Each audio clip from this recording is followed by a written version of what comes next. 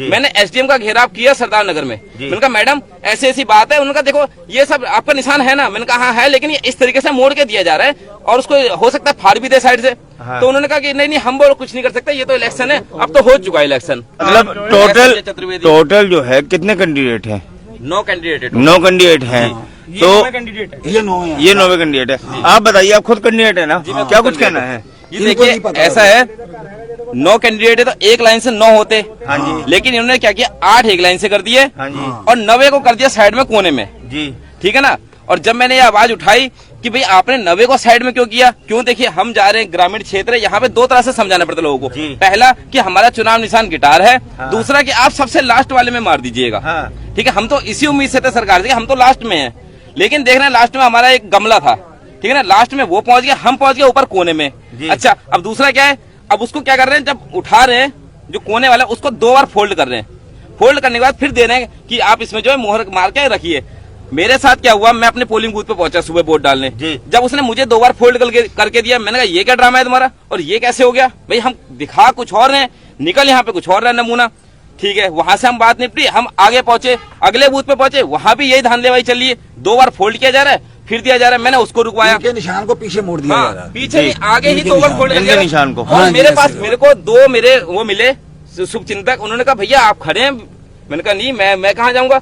कह रहे हमने सुना पैसे लेके बैठ गए कि आपका तो चुनाव निशान ही नहीं है। मैंने कहा आपने देखा? कह रहे हाँ हमने देखा था, आपका पूरी लाइन में नहीं है, अलग से कोने में डाल दिया गया मुझे।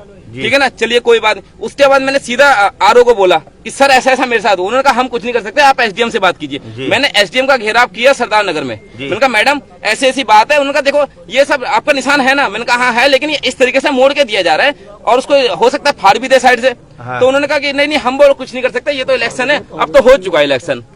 तो फिर मैंने मीडिया को कॉल किया, कोई सुनवाई नहीं। मैं पूरा दिन भटकता रहा इधर से उधर, कोई सुनवाई नहीं हुई। लास्ट में मैंने अपने गांव के लोगों को ले गया और मैंने अपने जो है उसको पोलिंग बूथ को बंद कराया आधे घंटे के लिए। मैंने कहा जब तक मेरी सुनवाई नहीं होगी तब तक कुछ नहीं होगा। देखिए अगर हम 9 कैंडिडेट हैं, या तो आप 5 और 4 कर देते तो भी मैं कहता कि चलिए कोई बात नहीं, या फिर आपने। और देखिए इस तरीके से ना ये वॉलेट पेपर है, अलग से एक जुड़ा हुआ है, उसके नीचे का पूरा कागज गायब है। अगर वो ऐसे फाड़ रहे हैं तो कई बार वो फट जा रहा है, तो इस हिसाब से तो सारे कैंडिडेट का खराब हो गया वोट।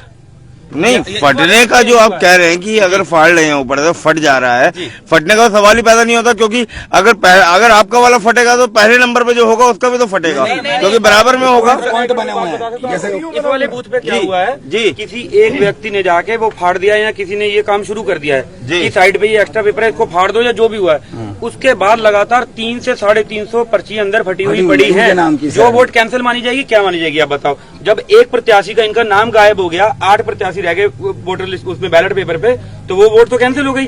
अब यहाँ पे हम लोग इसलिए बैठे हैं क्योंकि अंदर 350 से 400 जो पर्चियों की टुकड़ी पड़ी हैं, वो चाहे हमें आई हो, चाहे इन्हें आई हो, चाहे किसी को भी आई हो, वो तो इनवैलिड हो गई है ना। अब क्या किया जाएगा, कौन अधिकारी आकर जिम्मेदारी लेगा कि वो पर्चियां मान्य हो या यहाँ पे रीपोलिंग हो या उसका क्या इलाज होगा, ये चीज के लिए हम यहाँ पे बैठे हुए हैं जी। तो तमाम बात सामने आ रही है, देखते हैं कि क्या कुछ कहना है। यहाँ मेरे ख्याल से पुलिस प्रशासन भी मौके पर पहुंचा है।